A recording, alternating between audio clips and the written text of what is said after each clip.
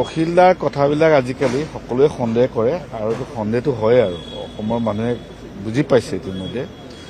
আৰু অখিল গগৈ ডাঙৰীয়াই গৌৰৱ গগৈৰ বিষয়ে যিটো কথা কৈছে, আমি কৈছোঁ যে Gaurav Gogoi one of the honest politician in the country. ভাৰতবৰ্ষৰ এজন সকলোতকৈ ভাল অনেষ্ট পলিটিচিয়ান আৰু ভৱিষ্যত থকা ৰাজনীতিবিদ। আৰু তেখেতক ডেমেজ কৰিবৰ কাৰণে বহুত ষড়যন্ত্ৰ হৈছে। এই ষড়যন্ত্ৰৰ এক অংশত অখিলদাও ইয়াত ইনভলভ আছে। জুবেৰ আলম আমাৰ ইউথ কংগ্ৰেছৰ প্ৰেচিডেণ্ট হয় আৰু পৰ্যবেক্ষক কমিটিখনত আমাৰ তানজিল হুছেইনৰ নাম নাই নেকি, আছে নেকি? তাৰমানে তানজিল হুছেইন আমাৰ NSYৰ জিকিছে, জুবেৰ আলম ইউথ কংগ্ৰেছৰ পৰা জিকিছে। আৰু এইটো হ'ল আমাৰ এটা অৰ্গেনাইজেশ্যন, আমাৰ ফ্ৰণ্টেল অৰ্গেনাইজেশ্যন বুলি কয়।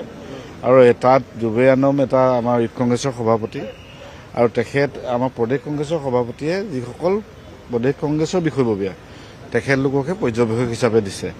আৰু জুবেৰ আলম যিহেতু ইউথ কংগ্ৰেছৰ সভাপতি, তেখেতেও ইউথ কংগ্ৰেছৰ অবজাৰ্ভাৰ দিব পাৰে, সেইটো দিছে। এইটো আপোনালোকে নেৰেটিভটো চেঞ্জ নকৰিব।